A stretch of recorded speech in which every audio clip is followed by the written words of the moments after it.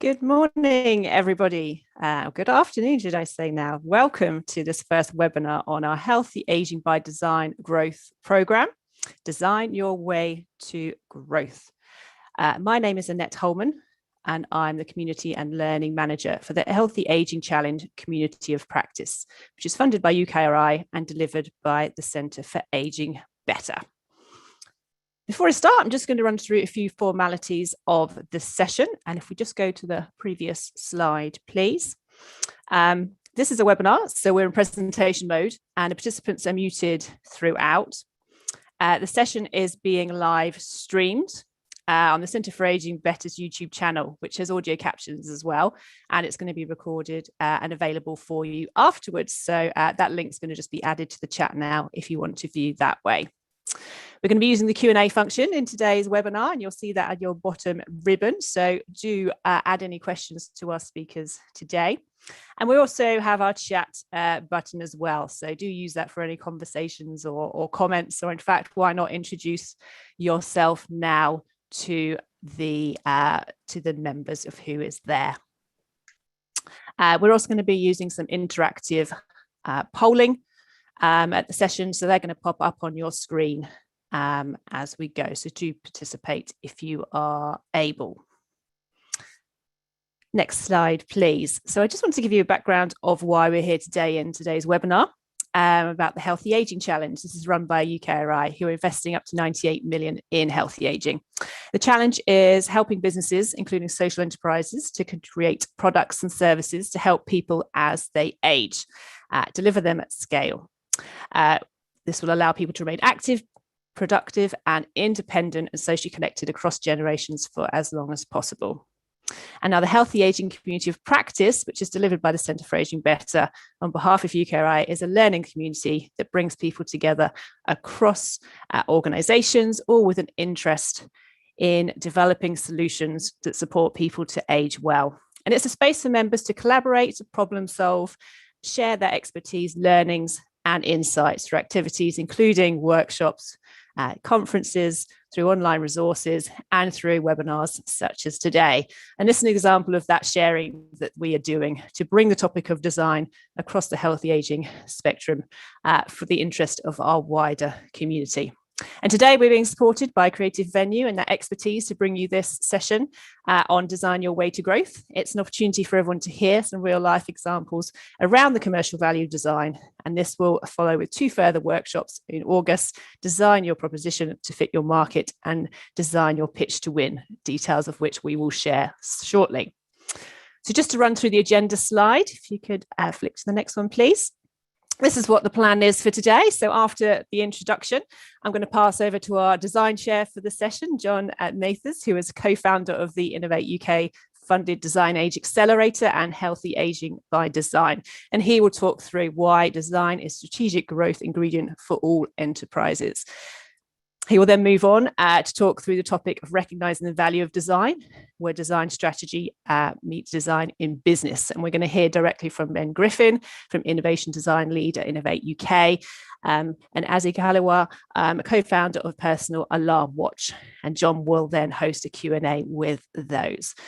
We'll then move on to the next topic, understanding how to use design, where the entrepreneur pitched to the investor. And here we're going to hear from Eric Hillstrom, the chair of Centra, and Damien Bonsor, the CEO of British Design Fund, again for a bit of a conversation. So do get your questions ready.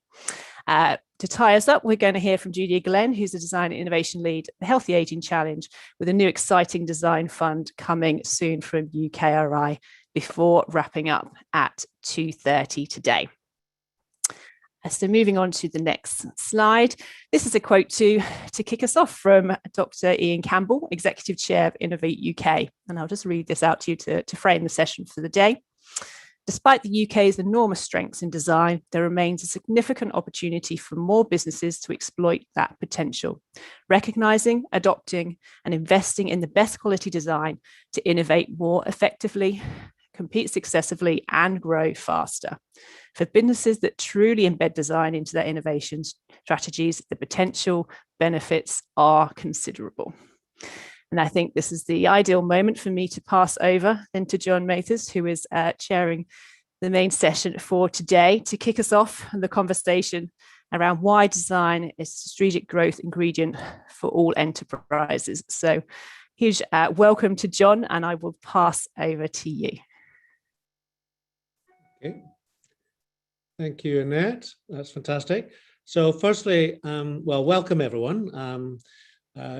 Very pleased that so many of you could join us. I'm going to apologize first before I do anything else. So Annette said, could you just sort out your background noise, John? And I said, well, I'm in Cornwall. There's absolutely nothing I can do about the crashing of the waves and the rain beating against the window. So I do apologize. Nothing I can do about the British weather. So I want to talk about design being the strategic growth enterprise, the growth ingredient that if you're a successful business will make the difference.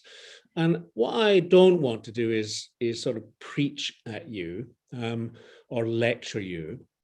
What I'd rather do is try and understand a little bit about how you feel about design, the perception of design, how you use design, the value of design.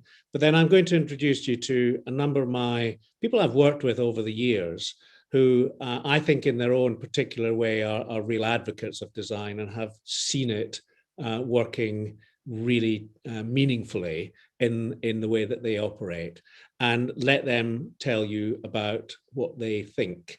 And then we'll have a bit of a conversation, and hopefully it's an opportunity as well for you to ask questions, make comments, challenge us if that's the way you feel, and see whether we can have a change in the way that people think by the end of the hour and a half that we've got. I'm also pleased that Julia Glenn is joining us. And Julia, some of you may well already have this in your sights, but Julia is launching a very big fund later this year where design is absolutely at the heart of healthy aging. So, okay, let's, well, actually, Annette, can we have the first question, the poll question? Yep, sure. If we can launch the first poll. Thank you, Ellie. So it'd be quite interesting, folks, if you could just quickly fill this in.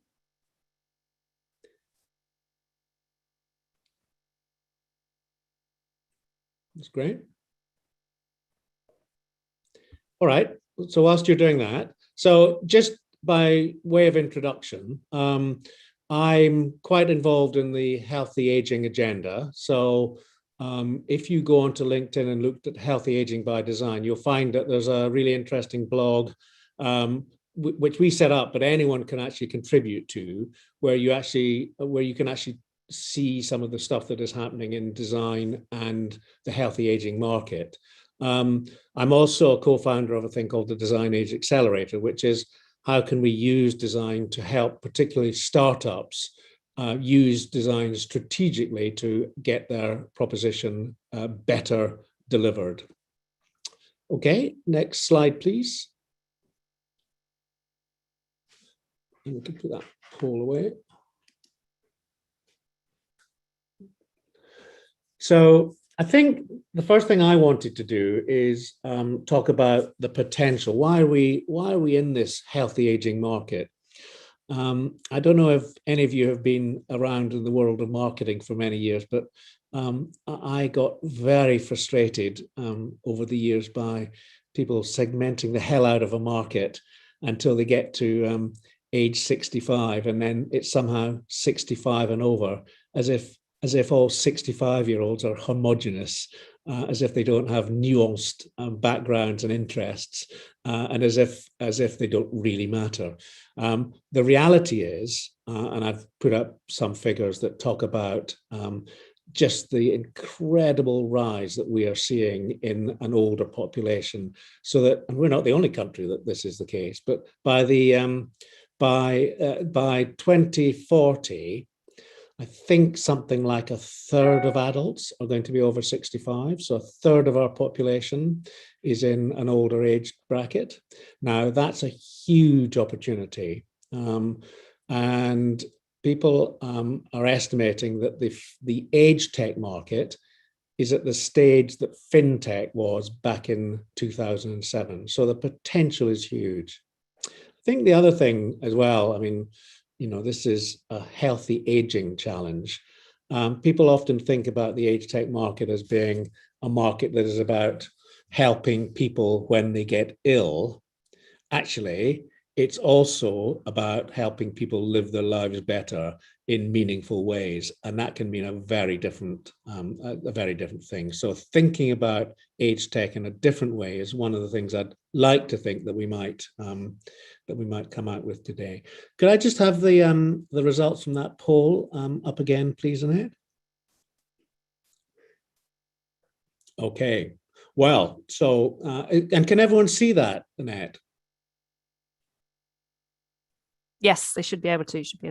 Cool. Okay, so that's interesting. So almost 2/3 of people actually are seeing design as an essential ingredient to their business. Interestingly, though, only about 25% are seeing it as crucial to winning investment. I think when it gets to Julia at the end of this session, if you're not in the 100% bracket, then you won't get past first stage. Interestingly, it's about increasing my competitive advantage, and half of you see it as a helpful way of improving your service or product experience. We'll come on to that again in a minute. Okay, can I have the next slide, please, Annette?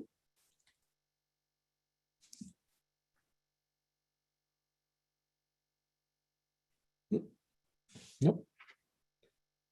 Okay, so all right, so let's do the next poll actually. So if that's the perception of design, I'd be quite interested in how you use design. So again, whilst I'm talking, maybe you could fill this one in, please.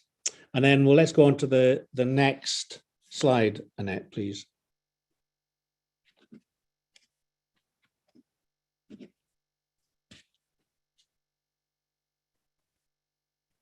We do that? Yeah. Okay. So it's interesting that if you look at that first,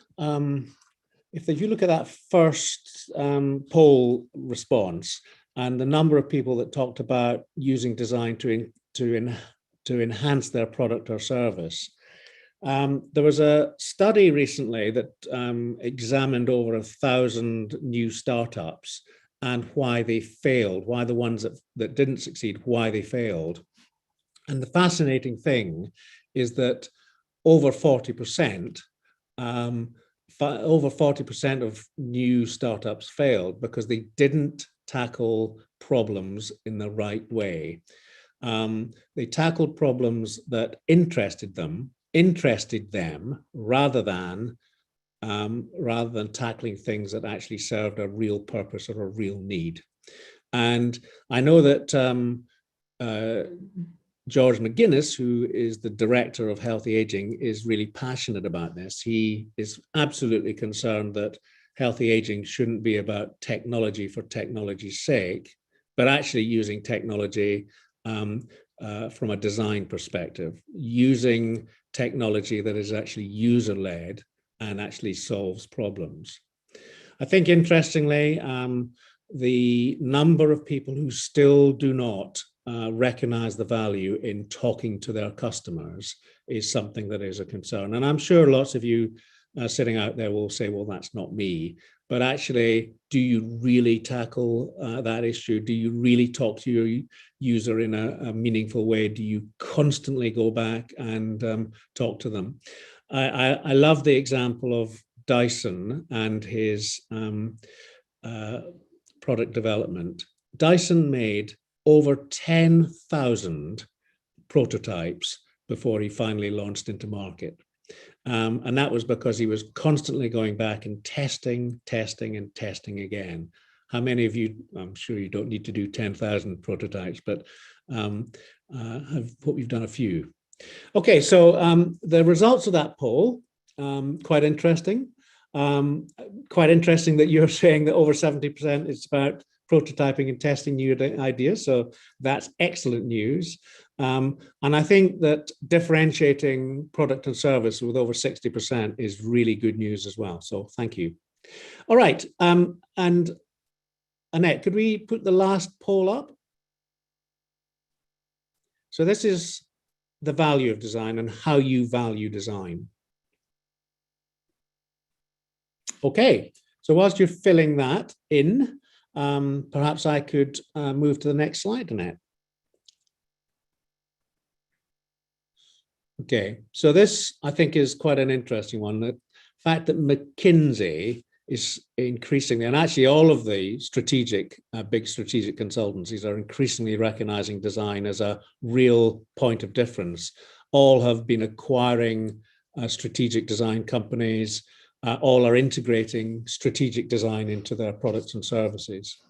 And it's 2 or 3 years old now, but McKinsey did a big study, and they're actually doing more studies even as we speak. Found some pretty staggering stuff.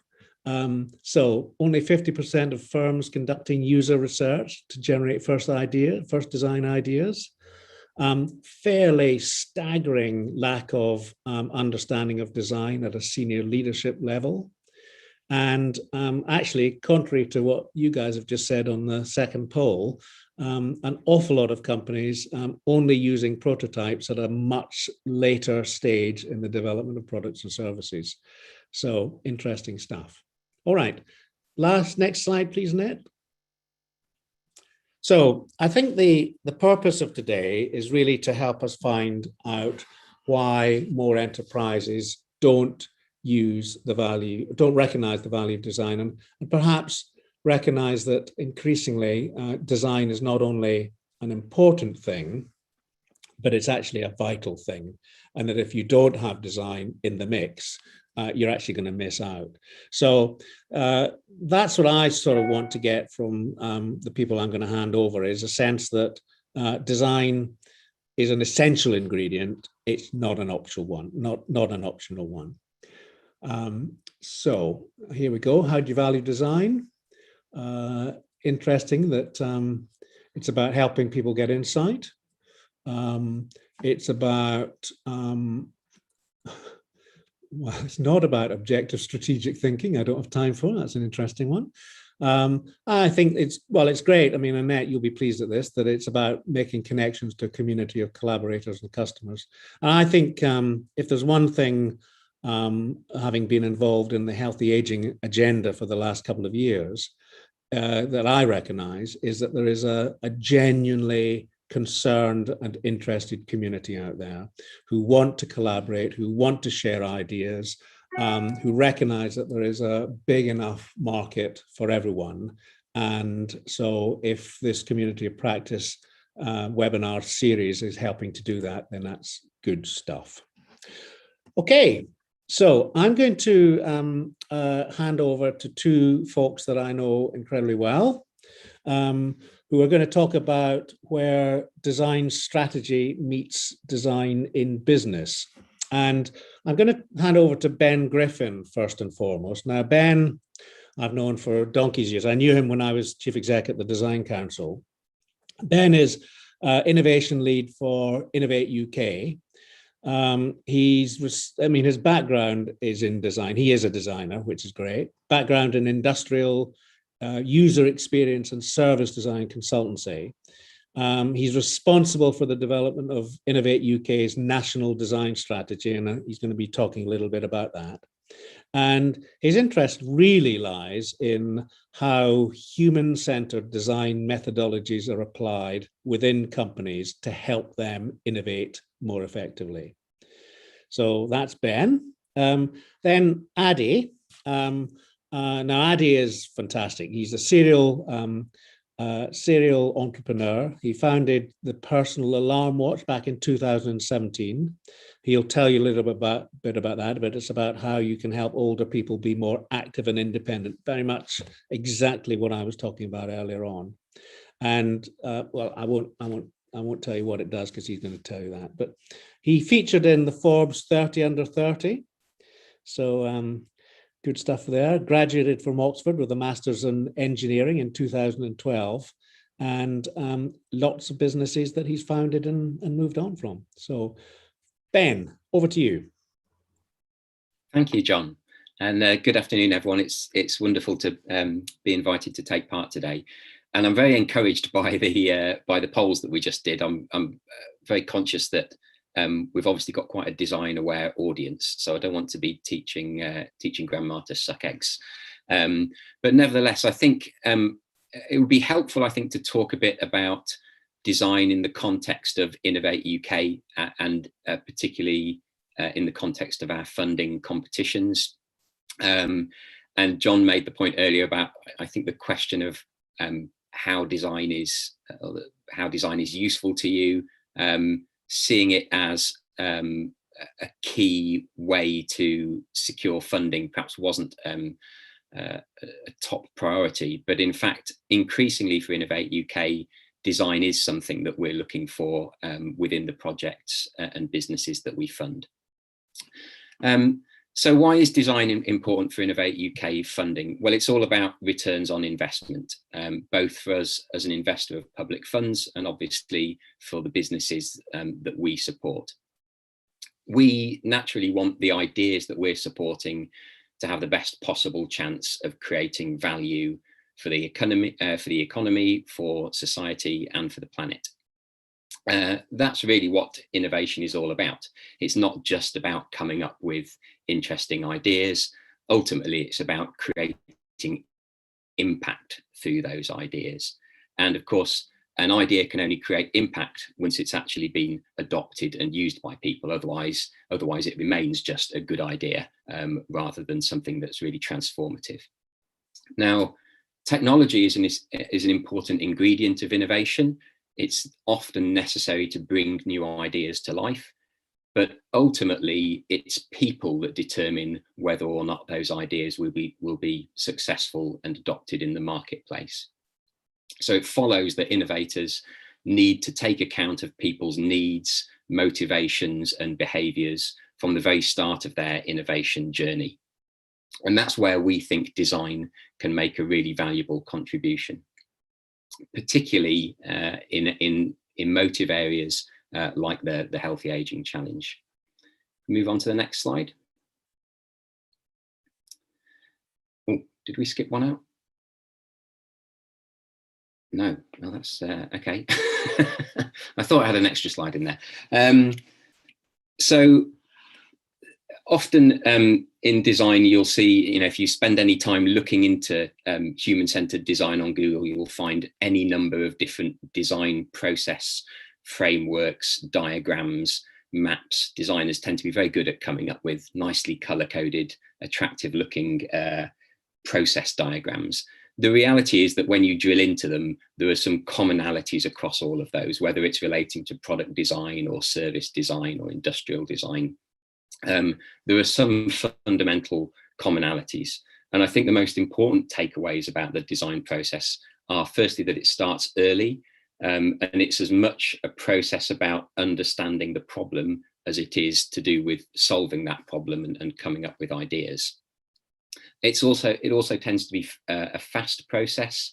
It's very iterative, so it involves phases of exploring a challenge area or exploring a set of possible solutions quite broadly before then using various tools and methods to filter down and find the best route forward. Now, that kind of process is something that we haven't always seen within the kinds of projects that apply to us for funding. Often by the time we see a project application, a lot of those early design decisions have actually been made. The business has come to us with a very clear idea of the solution that they want to create, and the project is really about developing that solution, overcoming technical hurdles and moving towards commercialization. But what we're really interested in is, where did that idea come from? Is it founded on good principles? Has it come about as a result of really thorough insight into the market and the customer need? Have those customers and end users been involved in the design process? Are you confident that the idea you have is firstly solving the right problem, and secondly, solving it in a way that makes sense for your customers and users. So we think this is increasingly important and something that we're looking for. As John hinted at in his presentation, design is not as widely used as you might imagine in industry. There's still a bit of a gap there between the capability, the undoubted design capability that we have in the UK, and the use of that capability in industry. So Innovate UK's design in innovation strategy is really focused on that particular opportunity to help more UK businesses use design to innovate more effectively and therefore to create more value. We've made certain commitments in that strategy. So we plan to help companies take their first steps with design by lowering the cost of entry through funding and other mechanisms. We want to help companies plan their design investments with confidence, so understand what design can actually do for them and how to plan it into their programs. We want to help them access the best design talent. That can be a challenge if you're new to navigating the design landscape and the various disciplines that are available. And once you have taken that step and are investing in design, how can you use better design management and design leadership to increase the value of those investments? And for us, again, it's really about supporting more of the innovation journey. We don't just want to help companies develop their ideas. We want to help them come up with better ideas in the first place. And crucially, we want to build the capacity within those businesses so that they can go through that process again and again, and not only come up with one great idea, but repeatedly move the game on and come up with new innovative solutions. Next slide. I thought it'd be nice to end just with one example of a company that's been on this journey. It's not from the healthy aging space, unfortunately, but Let Us Grow are a company in Bristol. They're in the sort of aeroponics space. So the technology that they have allows the growing of crops in vertical farms and indoor farming, and create much more yield from the produce with lower environmental impact. But it's a team of incredibly clever people who understood their technology incredibly deeply, but perhaps didn't have the skill set necessary within the organization to look at the customer proposition and how they were going to package up that technology. So we funded them a relatively small grant to work with a professional design consultancy. And as a result of that, and there's a great quote here from Jack, their co-founder, we've learned so much about how we engage with customers. It's dramatically changed the way we work and the solutions we've developed. The design process helped us to explore and figure out exactly what was needed rather than rushing to launch something to market and then chasing down problems later. So it was a really good early investment to save and de-risk future activity.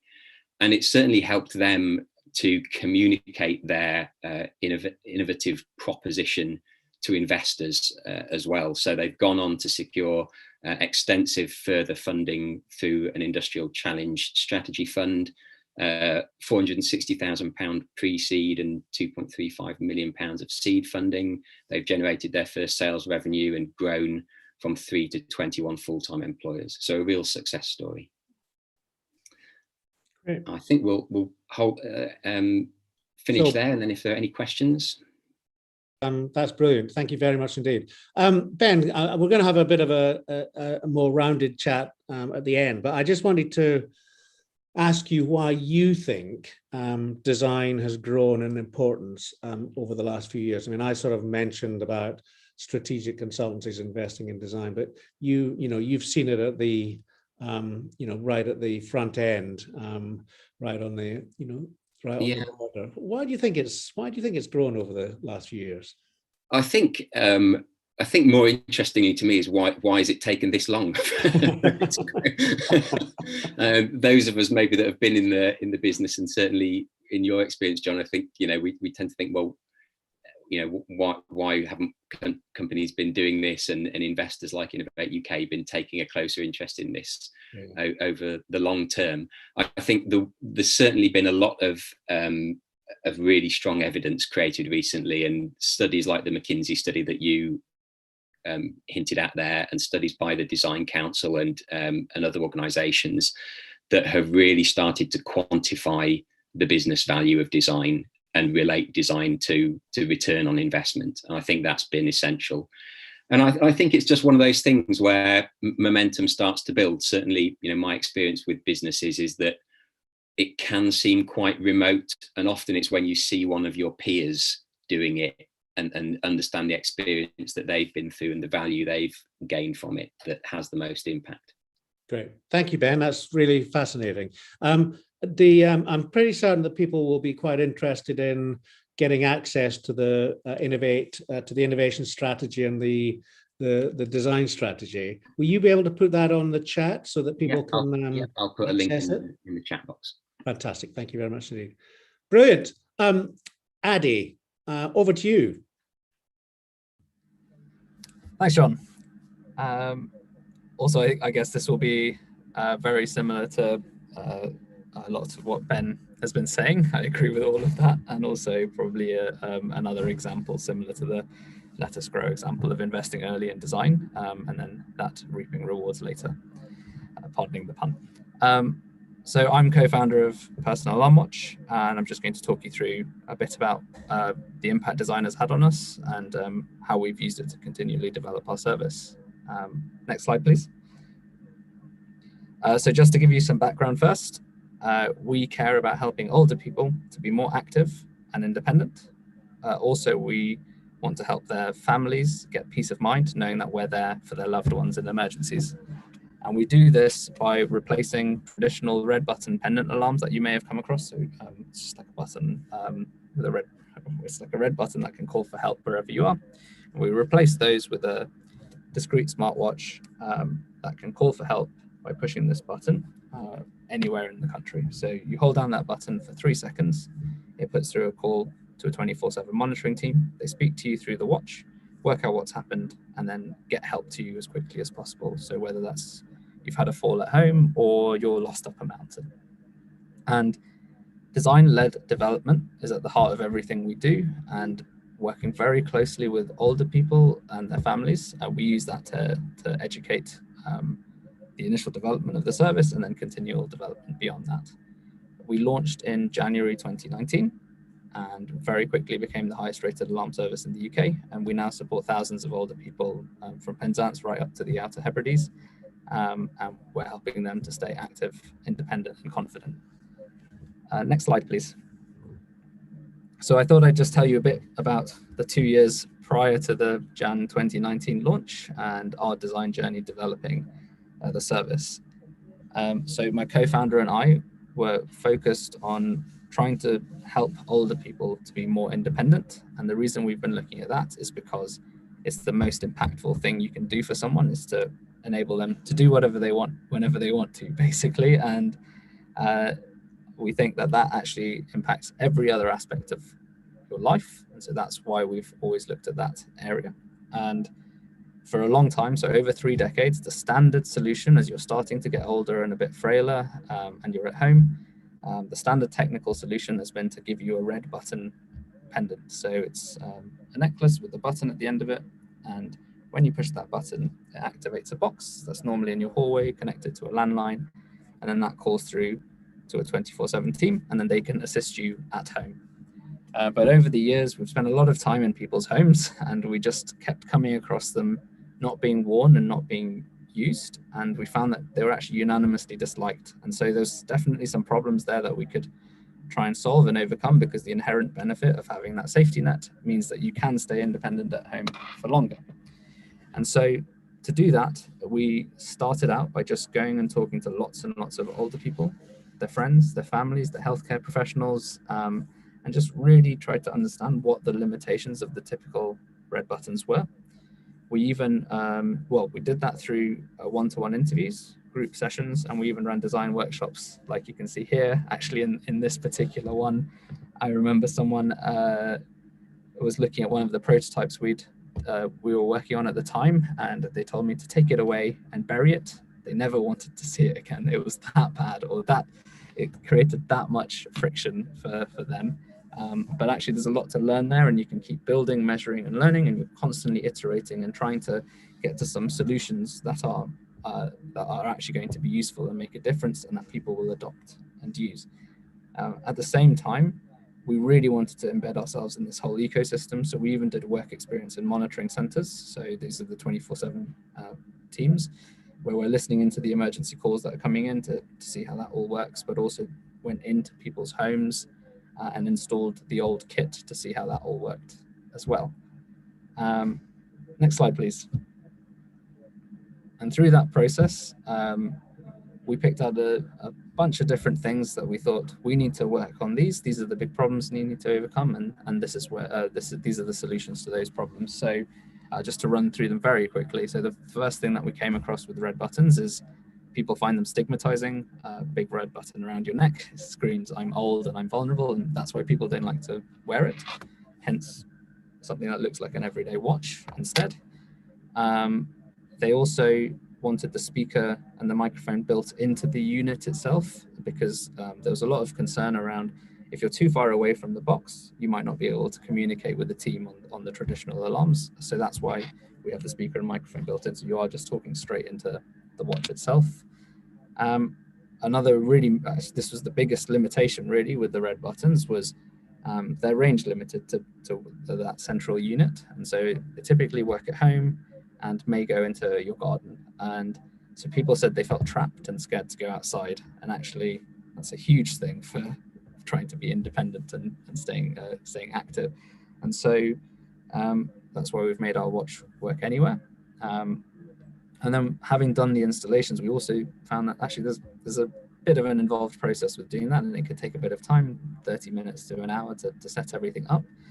And there shouldn't be any of that. It should just work straight away. You should just open a box, be able to play with your new piece of kit straight away. So that's the route that we've gone down. And then a really big part of this as well is this whole service wrapper around the technology itself as well. So it's not just go and put some kit in someone's home and leave them to it. It's actually introduce yourselves when they first get it, check in regularly, make sure that everyone's happy with using it. Some people are just, good to go straight away, very tech savvy, and that's fine. But other people need a bit more support, and actually building that into our service offering. And it's a really big part of what we do is we try and build a relationship with every single person using a watch, and then support them in whatever way they need. So it could be that it's daily calls to talk them through it in their first 2 weeks of getting used to it, or it's just maybe one chat and that's all they need, and then off they go using it.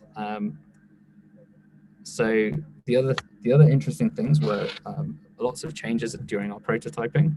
So having a button on the front came from occupational therapists, basically seeing a button on the side of one of our prototypes and saying, that's no good, because if you have a watch on and you have a stroke and you've lost function on your other arm, you can't press that button if it's on the right side. But if it's placed on the front, you can push it against the chin or against a hard surface and still activate it. And actually, that's some of the real detail that we needed to get into. There's lots of other things like that where you're really trying to understand, well, in the real world, real application, when you're doing this, how does it all work, and how do you make sure that you've done something that's going to be useful in every single way. Next slide, please. And what that meant was that when we came to launching the service, we could be super confident that it was going to work and it was going to be better than the existing status quo. And it meant that we had a really successful launch and grew very, very quickly. And actually, because of our design-led ethos, we've nurtured a community of customers that also value this and feed back into it continually. And so, yes, we check in with customers and they might share some feedback then, but people also come up with ideas now. They call us up and they share their ideas with us, and actually we can then continually develop that and work on that and use that to keep developing our service as we go forward. And ultimately that will help us to get to our goal, which is to help millions of older people to stay independent. That's a whistle-stop tour, but I hope that gives you a flavor for some of our design journey. Adi, thank you very much indeed. That was, as always, fascinating. And how are sales going? They're going strong.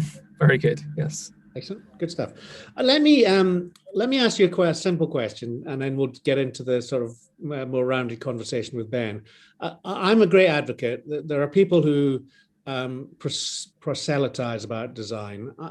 Design is really important, but it's actually not just another business strategy, but it sits alongside all the other business elements that go to making a very successful startup. And we shouldn't over elevate the importance of design, but clearly it's very important. Let me ask you though, Adi, do you think the way you work is design led, or is it just simply common sense? I mean, I'd say it's design led, but I feel like you will be more expert at determining that. Well, but the reason I ask is because you still get some people who are very cynical about design and who say, well, of course I understand my market and of course I understand my user. But actually a lot of what you were saying was that you have perceptions that when you go and speak to people, they're debunked or they're changed or So I think whenever we're working on something new, or even if we're retesting some of our assumptions, it might be that we think, oh, this could be better, or here's a problem area we think for our customers. So a good example would be when someone signs up, they add named contacts onto the system. So emergency contacts like friends and family members that might be nearby that could be there to support them. And very early on, someone called us up and said, can you please contact every one of my named contacts and let them know that they've been added as a named contact for me. And this is just something that none of the rest of the industry ever did. And right. There were two sides to this. One is customer need is being clearly shown to us, and I can understand why. And so we should look into that. But also, why has no one done this before? Turns out no one's done it before, just because no one, all of the traditional services aren't that tech savvy, and they wouldn't be able to implement a scalable solution. They would have to phone every single person up. So what we did to start with was, well, we had a few other people ask the same thing.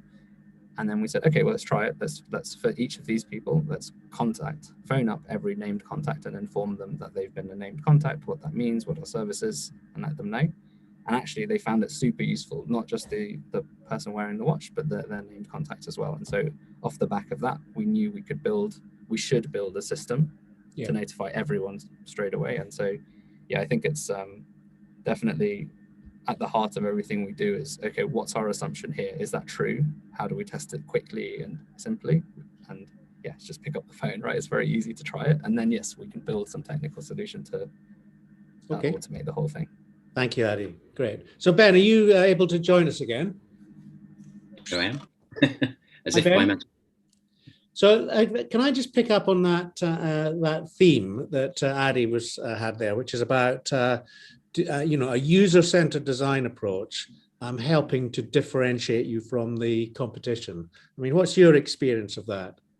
Yeah, I think it's an excellent way to compete, and certainly in my own professional experience, I worked with several clients where they were in a really difficult position in mature markets where any possibility to compete on the basis of technical capability had really been eroded. Everyone was offering something that kind of did the same sort of thing. So really, they'd found themselves on that slippery slope of just having to compete on price and squeeze their margins. And what we helped them to do was just to offer a more valuable customer experience, that was expressed through not only the way that their products and services looked, but also how they worked and what they were like to use. And by doing that, obviously, they were able to sell their products for more money because people will pay more for a product or a service that's less frustrating, that's more desirable, that they feel is actually helping them to do something rather than hindering them. So it's a valuable competitive advantage, I think. You say it's very interesting, actually. I don't apologies if I'm teaching grandmothers to suck eggs, but I don't know if people know the story about Apple. I think people tend to think that Apple is a technology-led company. It's not. Jonathan Ive, who is a British-born, British trained designer, trained at Northumbria, set up Tangerine in London and worked with Apple back in the early days, and then went on to become Apple's chief design officer. None of Apple's technology was new. It had all been out in the market before. It had all been tried by people before, but it had never been successful, invariably, because they hadn't got the user interface right. And what Jonathan Ive recognized was that if you can make something that actually, where the user interface is really, really good, and you make it extremely appealing in the way it looks and works, then you've got some real success. And I think that's a classic example, Ben, of what you just said, of where you take stuff in a crowded marketplace, but actually stand out through the way that you've designed it. Would you say that, Ben, user-centered design is now a prerequisite to gain funding in Innovate UK? It's not in every competition, and there's a lot involved with innovation. In some cases, it is just the case that a company needs help to, address a particular technical challenge, for example. That will always be an important part of the support that we offer. But increasingly, it is becoming more prominent in the competition scopes. Obviously, Julia is going to talk later about the forthcoming healthy aging competition, sure, which has a very strong design focus at the early stage. And we've run several competitions now where there's been a specific focus on design activity at the start of the project. So, we're not just jumping straight in and helping to develop an idea. We're supporting the development and testing of that idea and validation first.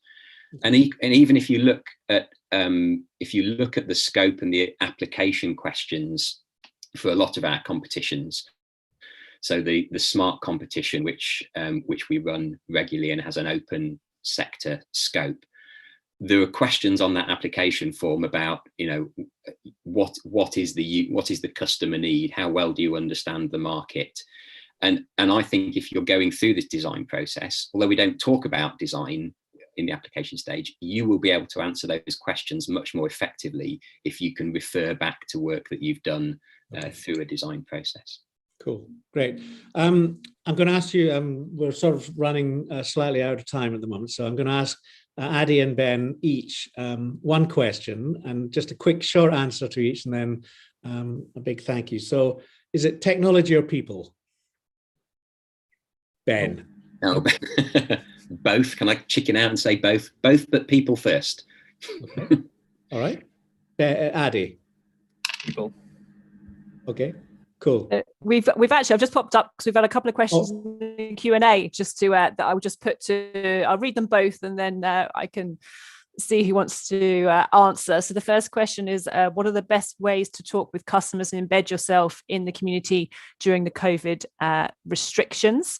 If anyone had any insights on that. And there is something actually from the community practice that we did recently on remote engagement, removing barriers, and I'll add that to the chat shortly. And there's also a question for Adi, which is how much did the company need to invest in the design-led process? And is this something any startup could afford to undertake?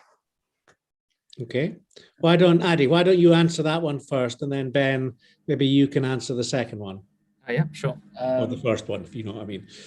So, you don't have to invest a huge amount at all. Other than putting your time into it. So a lot of it was just contacting tons and tons of people through our network, but also cold contacting and going to community centres nearby. So near where I lived was Toynbee Hall and St. Luke's, but we were also down in Torbay and at the Paynton Club and in Birmingham and things like that. So all over the place, but it was really just cold contacting lots of different people and saying, this is what I'm interested in. I want to learn more about it. Can I come and have a chat to some people? And I know that's a bit more tricky now, but you can still do it over video call or phone call. And we did so many phone calls, hundreds and hundreds of phone interviews with people. So you can do a lot of it without having to invest anything. And then when we did have our first prototype, it was a completely fake box. It was a little box that had a red light that switched on in it, and nothing else really. It didn't do anything at all. And we had a fake. It was a PowerPoint presentation on a PDF with hyperlinks that looked like my phone background. and then you could use that to kind of click around, and it felt like you were opening an app and looking at things. And this is a very old prototype that I'm talking about, but it's the same idea, is that we could test our assumptions without actually having to invest anything in development, really. Great, cool. Ben. Yeah, just to say that point that Addy made is fantastic. You don't need to make the thing work in order to prototype the experience. Best way to talk to customers and embed yourself. It is a challenge, and I've long been an advocate of actually going out and spending time with people rather than just having focus group type discussions. So it's difficult in that sense. There is a lot you can do online, engage via community forums and so on. And you can obviously structure conversations via Zoom, but I think the less structure you can use, the better, and the more you can observe rather than ask, the better. So the term cultural probe, I always think sounds awful, but if you Google cultural probe, there's some brilliant tools out there for engaging with people, sending people packs through the post that include like experience diaries where they can write down the feelings and what they're doing day to day. They can record themselves on audio or video. So I think that kind of documentary evidence gathering is really useful. And I think that plays into the other question that I see Ray's just posted as well about, the classic faster horses quote, that it's not about asking people what they want. It's more about observing behavior and then translating that into what you think they could benefit from. Great. Thank you, guys. So Addy and Ben, thank you a huge amount for your contributions. Really good fun. And as always, I hope you'll stay on for the, the next bit as well. But thank you. Okay, so great. I think, Annette, we're just going to go straight into the second bit. Cool.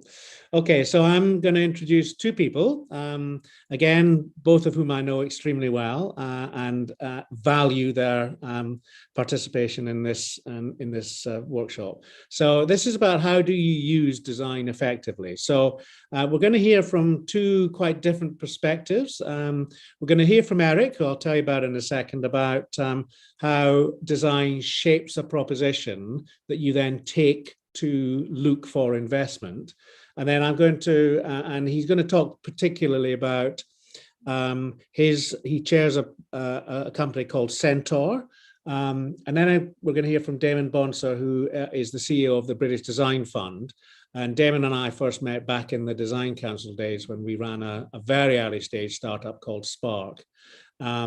And the British Design Fund is about investing in well-designed British products. So they're going to come at it from quite different but very interesting perspectives. Now, Eric, we don't have enough time to go through all of your multitude of accolades, so I'll let people read it separately. But Eric is amazing. He not only chairs Centaur Robotics, he leads Aging 2.0 here in the UK. He helped to set up the original industrial strategy challenge fund around healthy aging.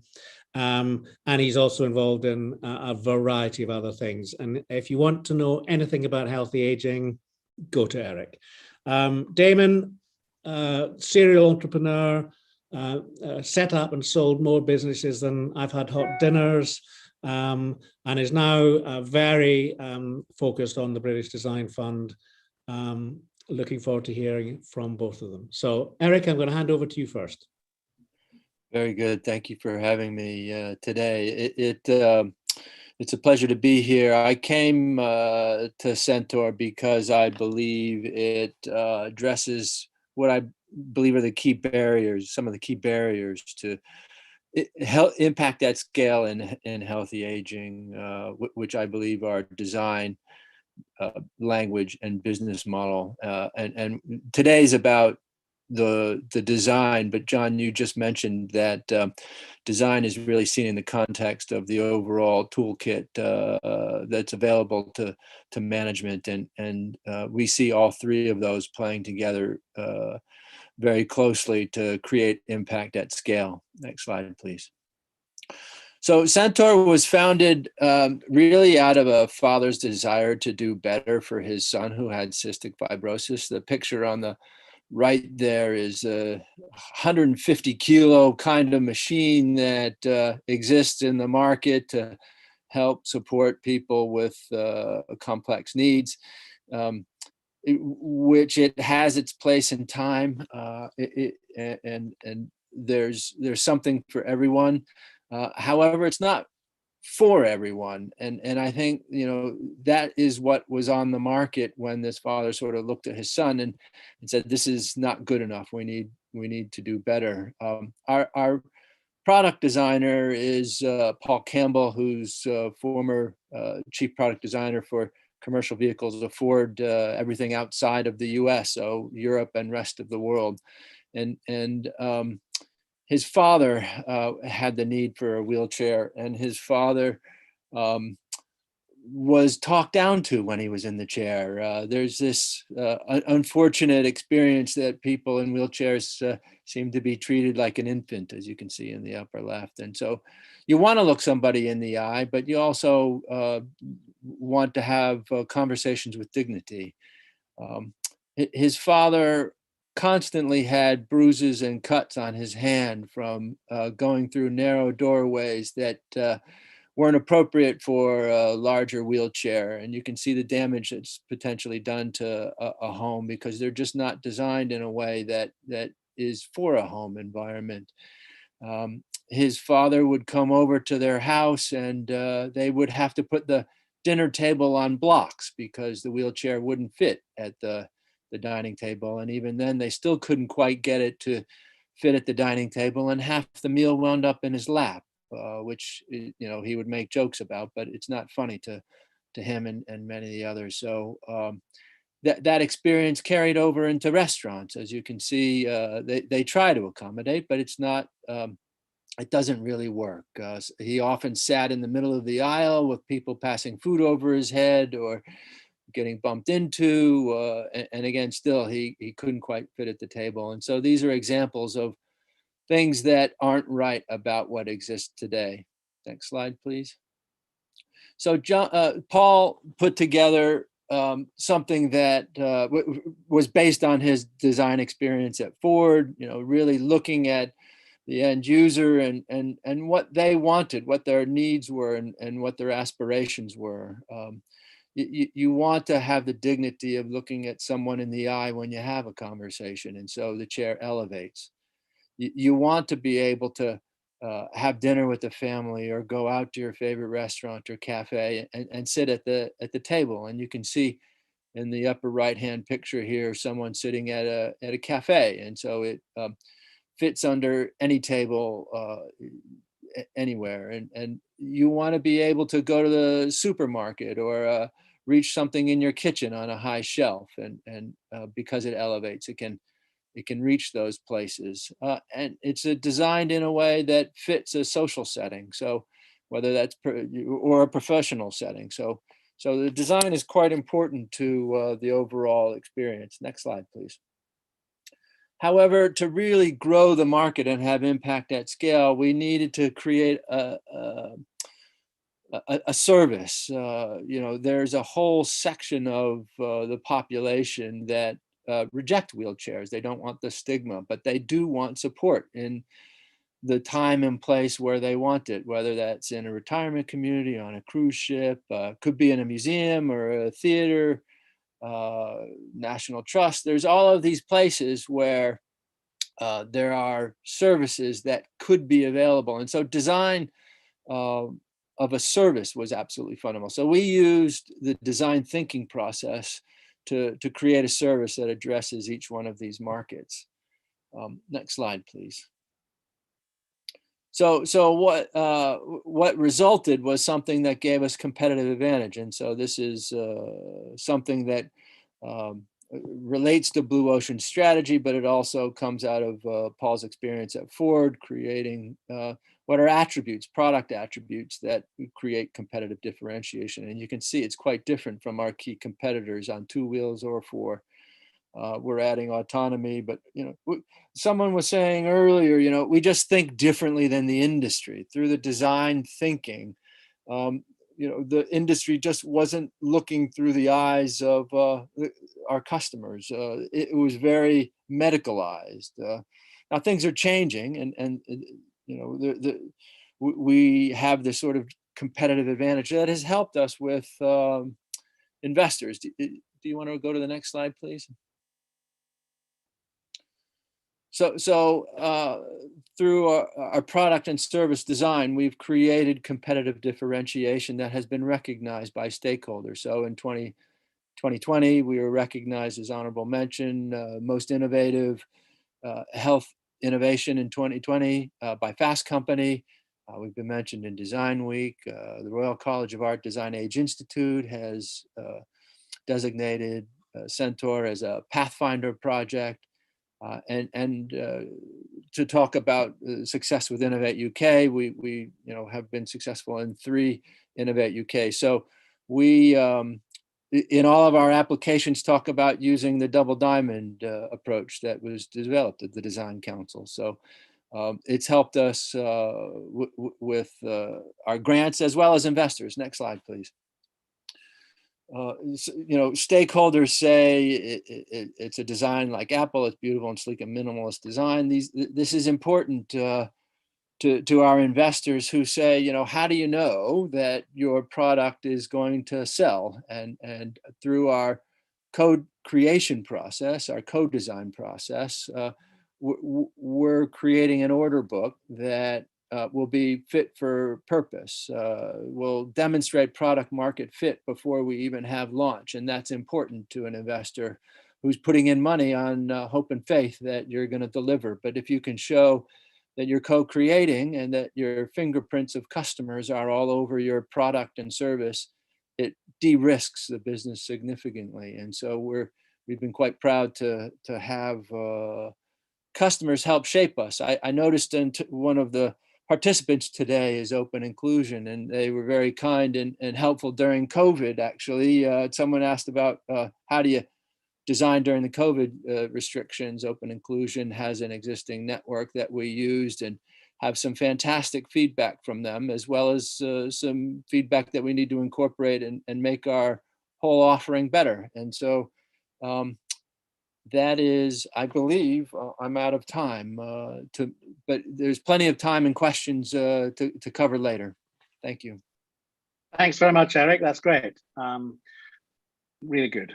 I'm going to hand over to Damon, and then we'll do questions in a minute. But actually, just before I do that, do you, and this is a critical one, actually, Eric, because I quite often hear that some people say that design can actually hamper your business development. It can hamper your speed to market. Have you found that, or is it the opposite?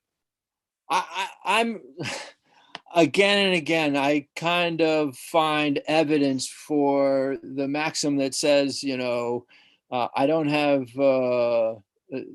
it's important to do it right rather than do it over, because people talk about, I don't have time to do it right, but I can do it over later. And I think, for us, it's about getting it right the first time. And it takes time to get it right, but it's also more expensive to get it wrong. And part of what we need to do is launch a product and service that is successful. And actually, we can combine, we can build an order book without all of the customer acquisition costs that typically come along with it. If you get that word of mouth, your customers become your biggest advocates. And sure. I think that's if you look at it in a silo, I think you miss the actual total benefit of the service.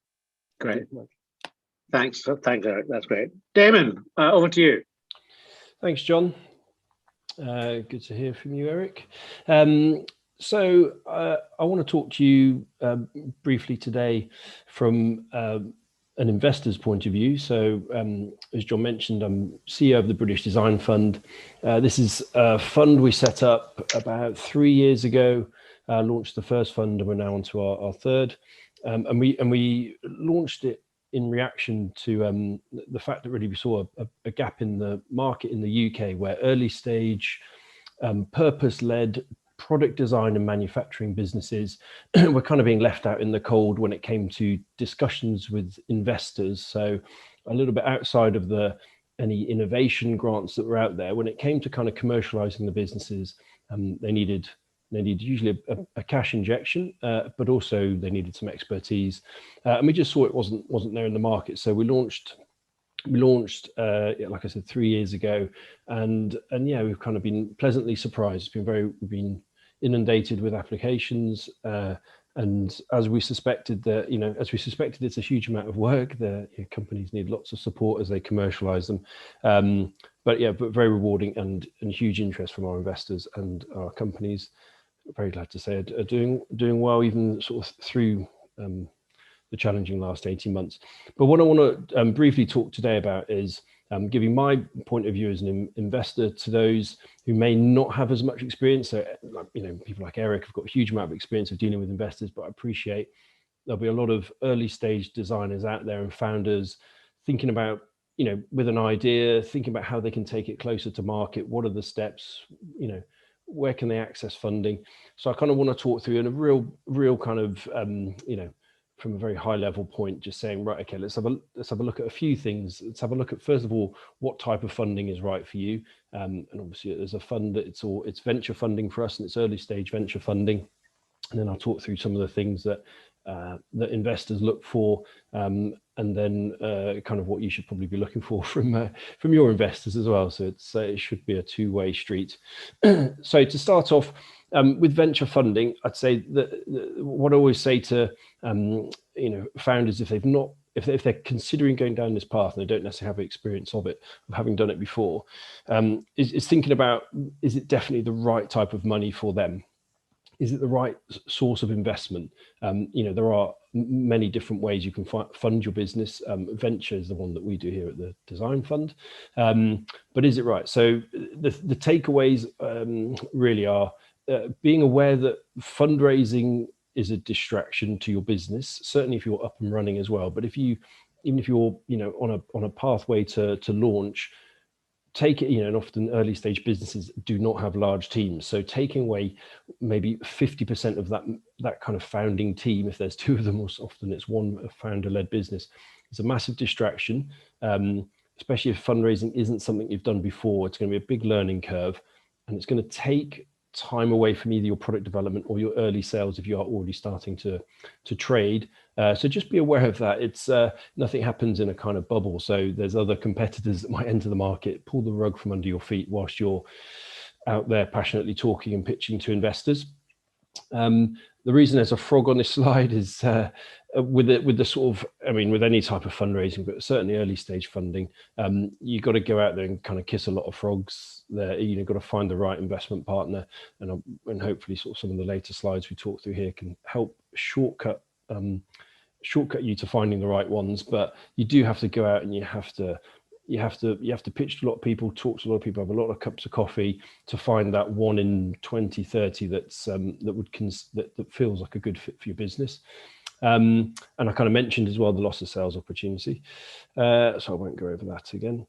And another thing to be aware of, okay, not everyone is completely kind of clear on kind of how a venture investor will kind of impact their business. So the big thing to think about is really you're going to be selling equity. So currently, if it's a one founder, you may own 100% of your business. If you're taking on even if it's an angel, a fund, very different though to taking on something like an innovate grant. That's non-diluting, we say. That's a really good thing. That's very, very positive for you as a founder. But if you're looking for investors and you're offering them equity, like, you're obviously getting diluted, so you are reducing your shareholding. And so we don't have time today to go over the topic of how one values their business and how much is the right amount to give away. But that's a day on its own. But just be aware that you're going to be giving away some equity. And also that my other bullet point there about it being expensive is I would hope that your first fundraise will be the most expensive one that you do. That's it should get cheaper for you. And the logic here is, think about, the earlier you raise money, the kind of more risk you present to an investor, so they need more return and they need more equity in your business. So fundamentally, if you're raising 100,000 and you are valuing yourself effectively £1 million afterwards, then you're going to be giving away 10%. Now, I'd hope if you put something like 100,000 to good use and maybe raise again 12 months later, you'd hope to have maybe, I don't know, registered some IP, got some more traction in the marketplace, finalized designs. And maybe then if you need to raise 500,000, it's a much higher valuation, and you only need to give away maybe another 5 or 10%. But the point being, that very first raise is expensive. Anything you can do to possibly avoid it and delay it so that you have more, so that you can raise the value of your company is, I would recommend it. As an investor, it might sound odd, but I would recommend it. It shows that you've got good commercial sense and you're thinking about it. So things like grant money are amazing there.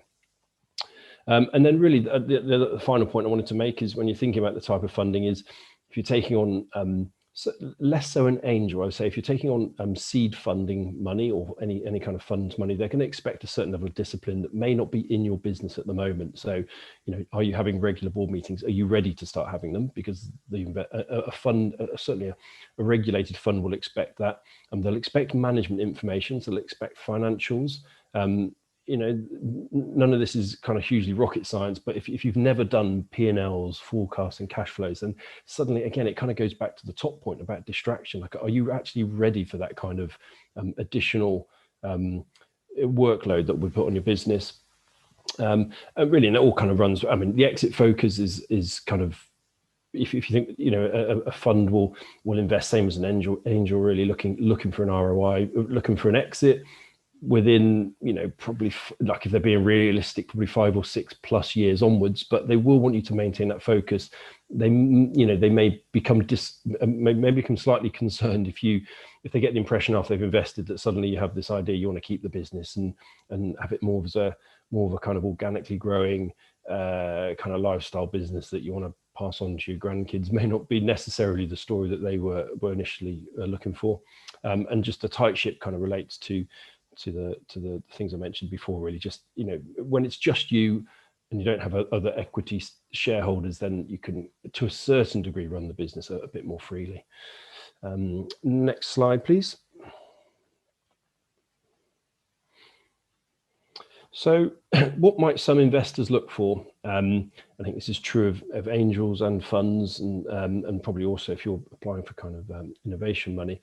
So for us as the design fund, we look for purpose-led design. What does that mean for us? That fundamentally means it's user-led. There's a reason that this innovation needs to exist in the marketplace. And I suppose for us, another layer to that is that we don't really want to contribute to the world's current problems around over manufacturing. So fundamentally, should this exist? Should this product exist? What's the need it's fulfilling? Is that a compelling need? And I guess we don't want to have like another product, just another variation of an existing product. And that for us at the fund, how design plays into that is, when we're looking at businesses, when we're kind of questioning the founders, we ask them things like, why did you set this business up? Which we're probing really to find out how well they know that user. And what's a really big tick in the box for us is if we get the sense that the founder's taken a very, very user-centered approach, so everything around that business is driven by the user. Now, often the founders are the users themselves. It's born out of frustration. They may be designers, they may not be. They may have to engage design services to help realize the product and the prototype. But it's a really big plus, and I think some people underestimate this. They try and come across as very professional and de-risk their pitch deck in many ways. And actually they sort of forget, certainly for us as a fund, that how important it is just to simply state what that need is that you're meeting, and articulate that user's need really clearly, and show to the investor how well you understand it, that you can talk the language of the user, you understand the pain points, you understand the market, you understand what else exists out there. All these things, they kind of sound fairly obvious, but I think what we see today is, like, good design. If you do good design right, it all kind of feels fairly obvious, because it's just a very commercially minded way of approaching a startup. Is, you look at what your market is, you look at how well you understand the user. Do they really need this? You can't design in a silo and just have a great idea. You've got to get out there and talk to people and talk to the user and understand them. But other things, there's obviously a huge list. Us at the fund, we've got quite a big checklist we go through, and a few hurdles you have to jump over, but these are some of the headline ones. How attractive is the market? So and I guess this is a point worth taking with the previous slide. We talked about, is venture funding the right source for you? Now, there are many types of funding. There's angels, there's funds, there's innovate money, there's bank loans, there's actually getting customer orders up front, so things like Kickstarter or whatever. But kind of if you end up, my point being with the how attractive the market is, why that relates to the type of money is, there may be a very strong compelling need. This product really should be on the market, for instance. But remember, certain types of investors will be looking for certain types of ROI and certain scalability within that market. And if you don't have that, then possibly a fund or a VC might not be the best door to knock on first. It might actually suit an angel, for instance, an angel that lives and breathes that space. Can take a slightly more active role within your business and actually is okay with a slightly lower ROI. They feel that they can, it's something very personal to them. And just remember, like with funds, they're regulated vehicles, so, and they normally have more than just the director's money in there. They have other investors that they must be considerate of and show return on. So it's a slightly different type of money, I'd say. Damon, can you wrap up in a minute? Will do. Yep. And then last 2 points there, really kind of credibility of the team. Again, a bit like people underestimating how important user-centered design is. I'd say people forgetting how important they are and the team are. They often underplay that. But it is hugely important. I'd say most of our decisions, when people have jumped through the various hurdles and checkpoints and they come and sit with the committee, it really comes down to the founders, like how well they're willing to learn, like how capable they are to steer the ship through what's going to be kind of quite a roller coaster of a ride, let's say. I'll skip that last point then as I'm wrapping up. And if I could just have my last slide, I will pick out some key bits. I think the main bit from these 2 points is, don't forget, and I mentioned at the start, don't forget that you're also choosing the right investor for you. So it's not just, are you able to work with them? Both from our point of view, we look at it and think, can we work with that founder? But equally, you as a founder need to think that you're giving away one of your most valued assets here. Do you really want this person on board for the next sort of 6 years or so? Think about how they can complement the gaps that within your team. So with us at the fund, everything we do is kind of led by design, but we're most of the support we give is actually around commercializing those ideas. That's the bit we find the teams often have experience in. And if you're doing your kind of due diligence on your investors, look at who else they've invested in. Is it synergistic with what your values are as a business? And my last point being, in keeping with today's talk, kind of, when you look at their track record, are they investing in businesses that you think have taken design to the core and put users at the center of their business?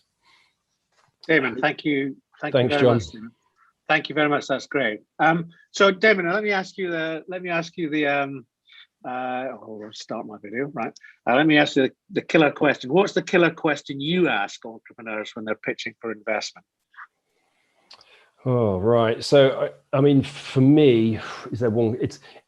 I don't know. I can't probably phrase it exactly. It's always about that user need. It's like, why are you, this person sat in our boardroom? Like, why are you the one to bring this product to market, and why is it needed? So it's lots of whys, but tied up by that user, because there are so many talented designers out there. There are so many enthusiastic startups.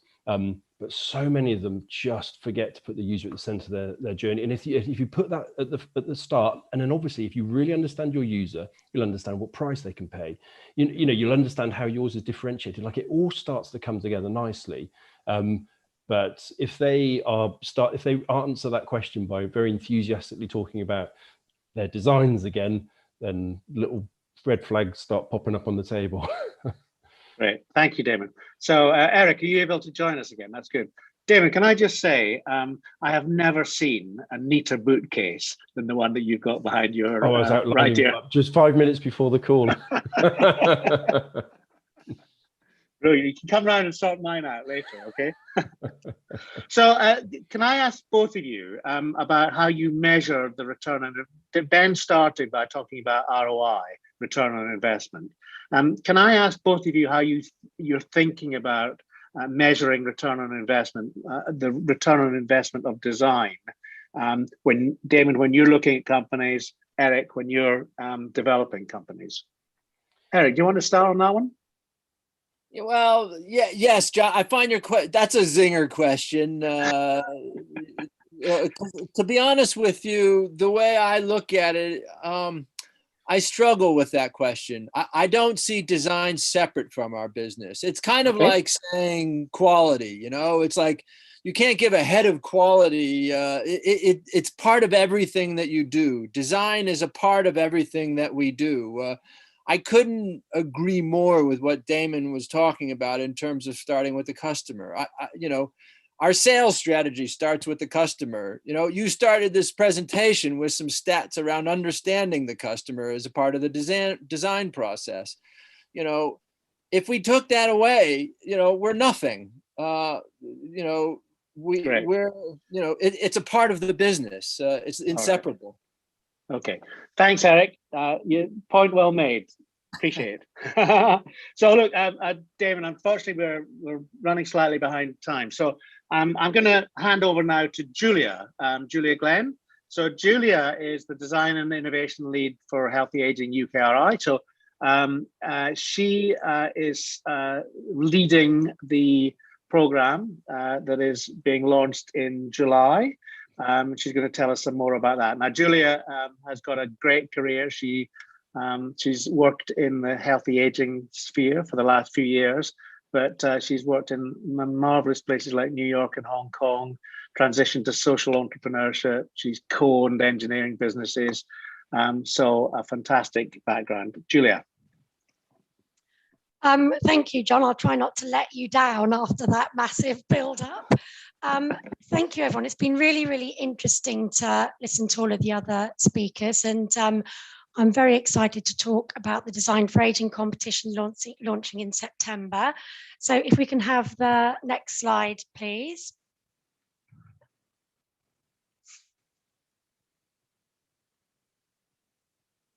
So the Design for Aging competition, we have a sandpit event at the beginning of July. We'll drop the link to register for this in the chat so that you can come along and learn more.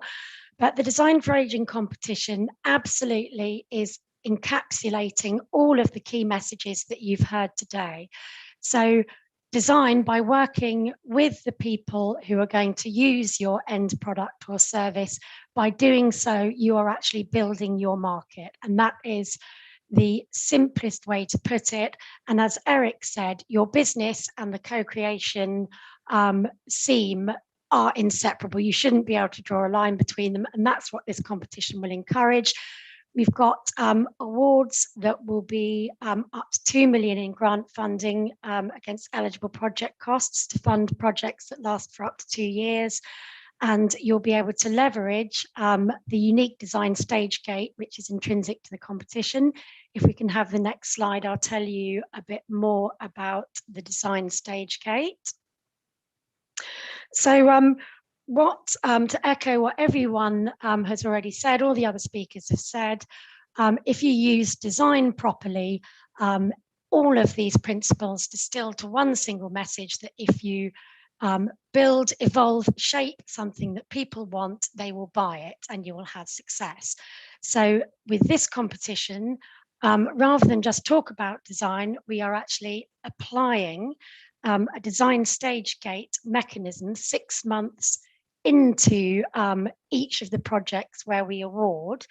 And we are actually going to be testing the rigor of our applicants' co-creation principles. So we're going to be looking at user engagement. We're going to be looking at people-centered design. We're going to be interrogating people's practice communities. And another clear message, remember that your customer may not be the user, particularly in this market.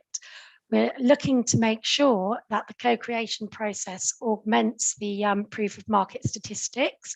Your co-creation process should always evolve to show that you actually have a bigger share of the market than you first thought when you began your journey. And then we're asking people to update their business plan so there's a fair view of the business, a more robust and sustainable business going forward. So can I have the next slide, please? And our Sandpit event on the 1st of July gives more insight into this competition. It's an opportunity to ask questions about the design stage gate and how, well, I'm really looking forward to shepherding businesses through and really helping on those co-creation principles.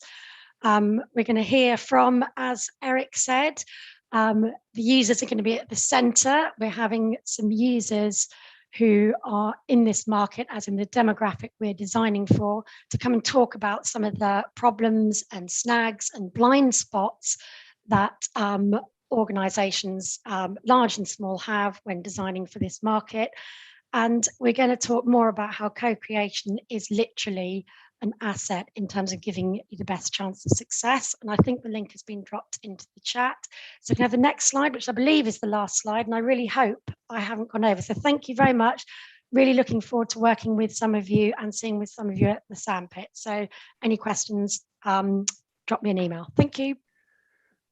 Thank you, Julia. That's great. Two questions. Firstly, I'm sort of keen to know, and people I'm sure will be keen to know, how many enterprises you think you might be funding in total. So you talk about up to 2 million. So that's the first one. And the second one is congratulations. I think this is an amazing initiative. And you know, as somebody who's been advocating the importance of design in innovation in the government strategy, I think it's the first time that design has been put center stage in any sort of funding program. Is this the start of a big shift change in Innovate UK? So 2 questions. Okay, so I will deal with the first question first. Because the award sizes go between 500,000 and 2 million, the kind of distribution plot might look different depending on what we invest in. So I suppose we might say that our final investment profile, our final portfolio might look like, say, 12 companies. But we've been absolutely delighted with the interest in the competition, so that's great. And the second question, in terms of putting design front and centre, I think actually in terms of being able to do co-creation inexpensively, I think this market is so ready and so well structured for this. So as an example, on the other side of the fence, in my last role, we used to go to all of the carer meetings across the London boroughs to understand what concerns of carers and users were, and that was free information, very much like Addy was saying.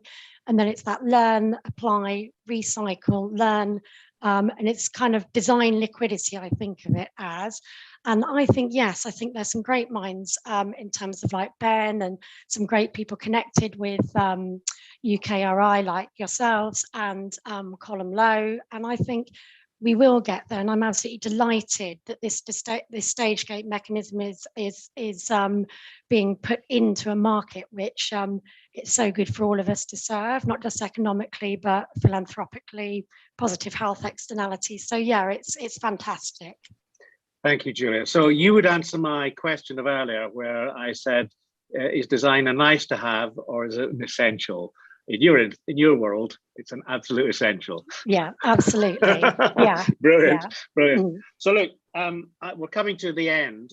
It's been a fascinating hour and a half. I can't believe an hour and a half has raced by. We've heard from some really interesting people. So thank you, Ben, Addy, Eric and Damon, and Julia, obviously. I think hopefully people will have taken from what we've been saying today, is that design really can add value, and it's not a nice to have. It's actually an essential. It's not something that sits separately to everything else, but as Eric said at the end there, it's baked into everything that you do, and when you do that, that's when you get the best results. I think the little poll that we were going to ask people, you were going to put that up? Yep. Yep. And then did you want to say anything? I will do, if that's all right. Thank you, everybody, sorry. for sticking with us. And I know we're just a couple of minutes over, but we've just put a final poll up, which would be great to get your insights on this session. Interesting to see how your perceptions of design have maybe changed, and just some thoughts on the webinar so we can feedback from the Healthy Aging Challenge community practice on the usefulness of this and what else it is that people will want to see.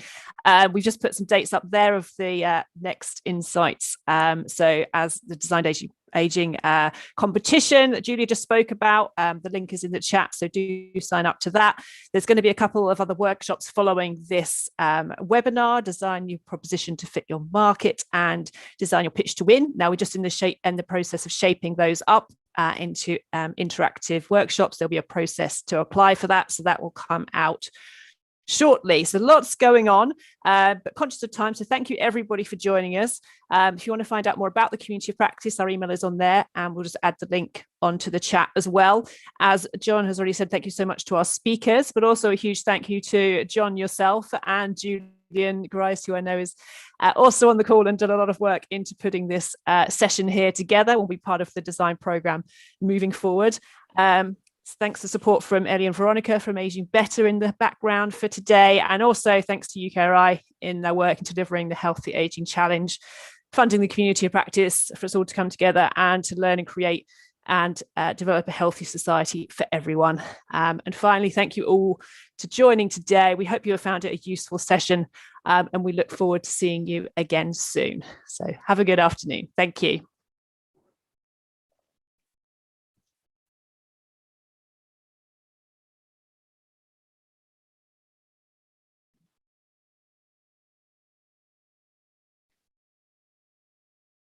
Hi, Annette, are you still there? Yeah, I think we're just recording still, so we'll just wait till we finish.